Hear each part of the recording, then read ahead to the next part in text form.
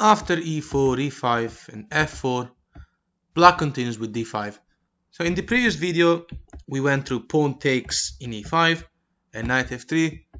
In this video we're going to go to the main line. The main move is pawn takes in d5.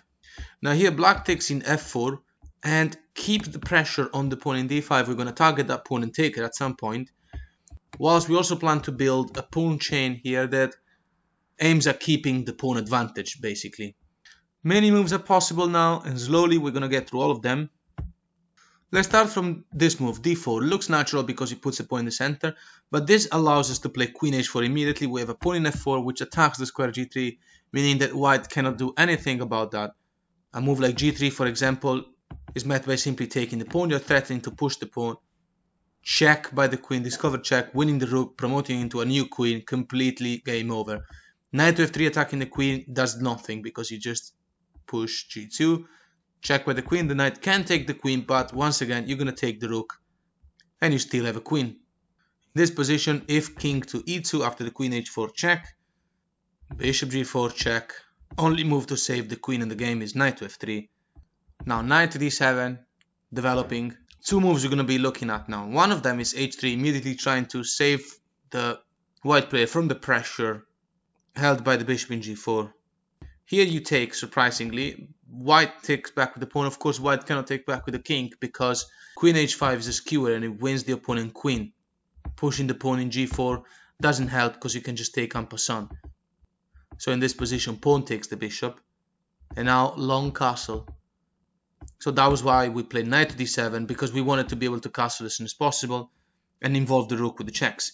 A lot of things can go wrong now and the position is already better for black. If white develops the queen, maybe queen to d3, gives the space to play king to d2, developing the most important piece and also preventing potential skewer. Let's say rook e8 was going to be a very strong threat, obviously. The thing is that this happens anyway. Rook to e8 check, and after king moves to d2, queen e1 is checkmate. So in this position, if another move like knight to d2, potentially going to e4, but still the position is completely compromised anyway, as you can tell. Rook e4 check, knight e4, f5 is perfectly safe to play. You're winning a piece. So look how unsafe the white king is. If queen to d2, which is the best move, it keeps an eye on the square e1 and also allows the king an escape maybe to d1 or d3. Well, d3 would be much more dangerous. Anyway, best move now is queen to g3, stopping the rook from developing to g1 and the bishop from developing to g2. And now again, a lot of things can go wrong.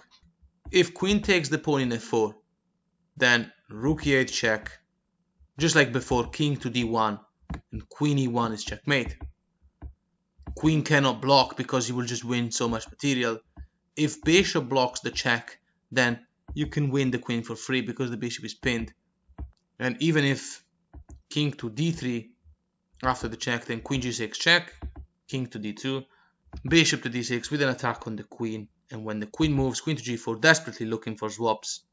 Queen to h6 check, king to d1, and now there's a sacrifice of the rook. King takes, queen takes the bishop with check, king f2, knight f6 with an attack on the queen. The knight is also defended by the knight in f6, which means that queen to g7 doesn't work to make a fork because you can just move the rook.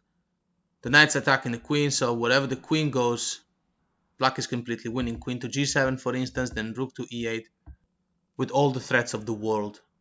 Black can either start an attack for checkmate or also take the pawn in b2, trapping the rook. At this point pretty much everything wins. So let's do it from the start so we just improve our understanding of how this works. d5 and then taking in e5, right? This is the main move.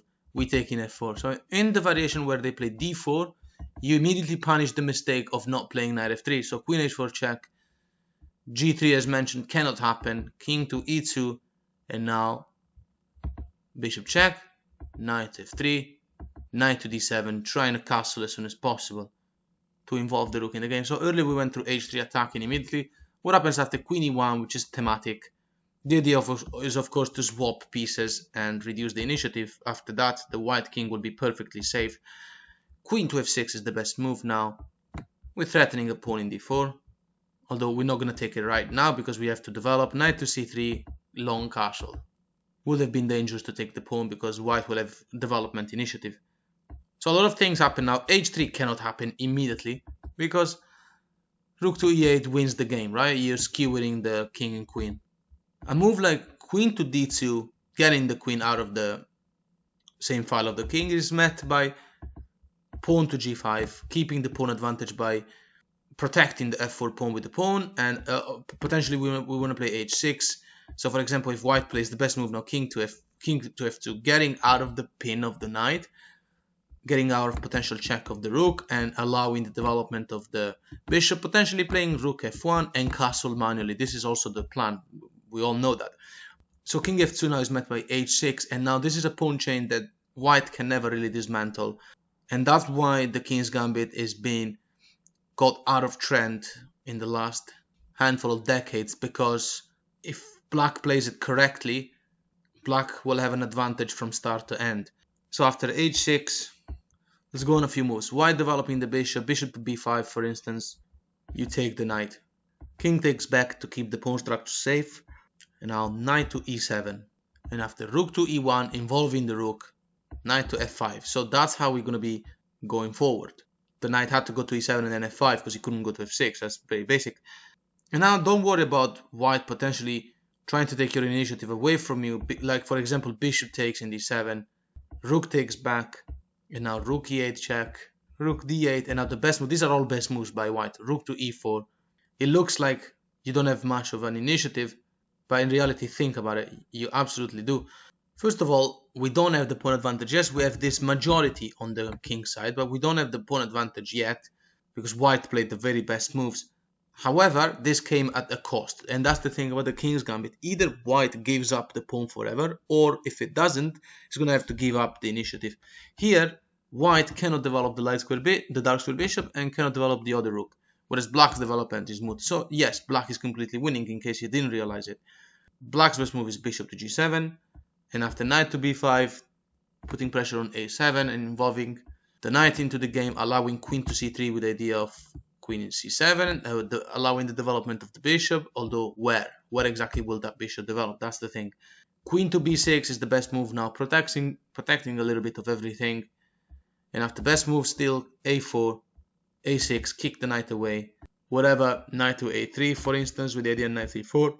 Knight d4 with check is a very, very strong move and gives black material, positional advantage, and also some checkmating ideas if played correctly.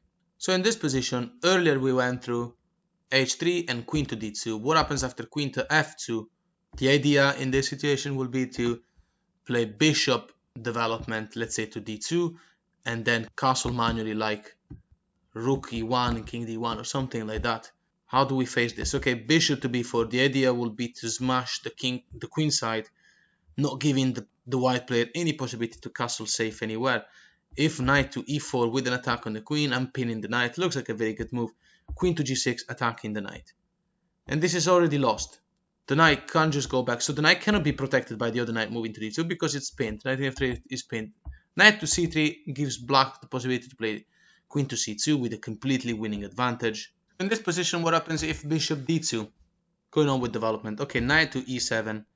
And after rook to e1, it looks like the white player might be able to play king to d1 and give himself a normal game, but in reality it's already too late because knight f5 puts crucial double pressure over d4, so king to d1 is met by queen taking in e4. We have material and positional advantage. Position is evaluated almost -3 or something like that. So let's go back and move. If knight to e4 comes now, which is the best move, okay, queen to d4. Let's make an example of how this continues. Queen takes, knight takes with check, king to d3, knight takes, pawn takes back in f3, and now knight to e5 check, puts double attack over the square in f3. The king can't move anywhere that makes sense. It cannot really attack our bishop in c5. So we're going to be able to take in f3 with check, either with the knight or with the bishop, depending on where the king goes. Massive advantage for black. So let's go on to the next line. So recap, f4 and d5, and then taking in d5, main move, pawn takes in f4. Okay, let's look at this other variation. I've encountered this a lot and it has to be met properly. queen to h4 again is the move. In this case, the king has shelter in f1, and after knight to f3, you will not be able to pin the knight in any way, and white will actually go on with development. This is one of the main thematic moves of the King's Gambit players. Black continues with bishop to d6, preparing to keep this advantage of the pawn in f4 forever. Knight to f3, queen to h5. And after king to f2, preparing the castle manually, also because black is clearly threatening g5, g4, as we all know. Black plays g5, as we all know. So rook to f1, g4, the knight has to move, knight to d4, best move, well, only move. f3 is the winning move for black. Straight away, we are now going to infiltrate in the h2 square with an attack with pressure on g2. There's nothing now. The best move for white, according to the engine, will be to take the pawn in g with the pawn. And now black even ignores that, plays knight to f6. Taking the pawn in g4 will allow a checkmate at some point. Best move will be rook to h1, protecting the pawn in h2, but still queen to h4 check. And after king to g1, we retake the pawn in f3. And we have built now a winning advantage. It's impossible for white to stop all the threats. Here I will go on for a bit simply because I will look at the best moves the white player, because the engine doesn't really resign. Any decent white player should have to resign in this position, would resign. I would, at least, for sure. But if you're one of those players on chess.com, for example, that keeps playing the game even though they're 2 queens down just because they want to get the thrills of winning the points no matter what, because their lives are too miserable for them to accept, then let's go on a few moves. Best moves: knight takes in f3, rook g8 check, king to f1. These are only moves. We continue the development, bishop to h3, and after king to e2, queen to e4 check, king to f2, knight to g4 check. The masterpiece is almost complete. King to g1 allows knight to h2, the final blow. King is forced to the only move, king to f2, because of the discovered check of the rook, but rook to g2 is checkmate. Okay, let's look at this other variation. e4, e5, f4, d5. They take the e5 main move, and now you take in f4. So we're going to go through knight f3, which is the most important move, but let's develop all the necessary knowledge of what to do against any other move which is popular. One of them we haven't looked at yet is the queen to f3. Okay, we play knight to f6. We go on with development. Of course, it's not convenient for white to take the pawn, because then it gives black too good a game, like queen takes, but then you can develop bishop to d6, and after queen to e3 check, bishop goes back. It looks like white might just keep the pawn advantage, but in reality that doesn't work. Knight to c3 now to protect the pawn in d5, which is being attacked. Again, we were trying to go there with the tempo on the opponent queen, one more tempo, then castle. Still now black castles, and this is not looking very good for white. While white only has a queen and knight developed, we have 2 minor pieces developed, a king is castle, and we're ready to play rook e8. Knight to f3, okay, rook e8 now with the threat of winning the game on the spot. Of course, removing the bishop allows us to pin the queen to the king. There's nowhere else to go for the queen. Let's say queen to f2, you have check in c5, winning the queen. Anywhere else, you're in big trouble. The best move according to the engine is bishop to e2, which unpins the queen, and now you don't have much of a threat. Bishop to b4 is the best move now. The idea is to play queen to e7 and then put pressure on e2. So at the moment we're attacking the queen, so white has to do something about it. Best move is, well, queen to f2 is silly because knight to g4 attacks the queen. The queen will have to move. Queen to g3, but remember, your development is amazing. Bishop to d6 attacks the queen. The queen has to move. Queen to h4.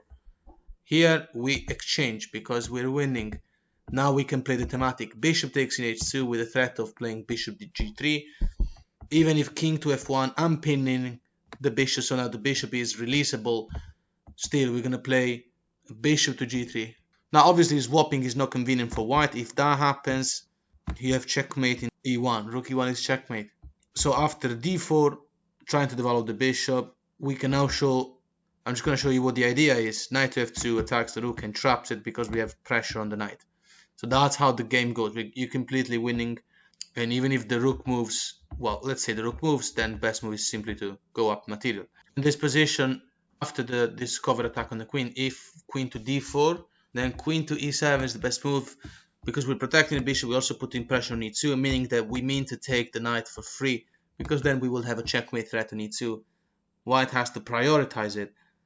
So after queen e3, best move, black goes on to a more comfortable endgame by swapping, pawn takes back, and now knight to d5, putting double attack over this knight, also over this pawn. We're going to win material. Position is evaluated around -2, so we're going for a comfortable endgame. There's too many things that can happen now because the game is open, but we have achieved a great advantage, enough to go on our own out of the opening. So let's say bishop to d2 to put more defense over that knight, but still knight to e3, we're winning the bishop pair no matter what. We're threatening to take more material with this incredibly strong knight in a3, so after bishop takes and rook takes back, it looks like after king d2, white might be able to get some initiative, but of course it's not happening. Rook to e8, we got the bishop pair and a pawn advantage. It's a winning endgame, so we can take it from here. So from the start, in the same variation of queen f3, the main move I needed to show, okay, take, and then queen f3 and knight f6. The main move I needed to show was bishop to b5 check because of the triple attack over c6, and that's the whole point of the queen f3 variation. So when they play that move, that's what they usually want to do. They want to play bishop b5 check because of the triple attack over c6. Funny enough, of course, you continue. So that's a faulty variation that they play. Pawn takes back is met by, surprisingly, knight takes. Okay, so bishop takes, pawn takes, queen takes, white wins the pawn, but at what cost? Bishop to d7 is already winning for black. The queen will have to go back to f3, the rook is protected by the queen after all, and after bishop to c5, stopping the white player from castling. This is thematic, remember that. Remember that the white player variation going to queen f3 is stopping the knight from going to that natural square. So d3 now, with the idea of developing the bishop and maybe do something with white's game, castle. And after bishop to f4, now the key move, bishop to g4, attacking the queen. Queen has to move, queen to g3, and now rook to e8 check. Game over. Bishop blocking is not possible because you got two pieces attacking e3. Where's the king gonna go? The only two moves will be king to d2 or king to f1. Well, king to d2 is met by knight e4 check. The pawn in d3 is pinned. That means you're winning the queen. Instead, king to f1 is met with queen to d4, attacking b2. White has absolutely no counterplay whatsoever. Position is evaluated -6 at this point. There's nothing for white. Well, if white does anything, right, you're just going to take in b2 and trap the rook. If white plays c3, stopping all of that, queen d7 is the best move, protecting the bishop. And now white cannot develop the knight in f3, for example, because queen d3 is checkmate, and it's quite a beautiful checkmate, indicating the power of the bishop. So in this position, what if knight to d2, allowing the development of the rook, the knight, and so on.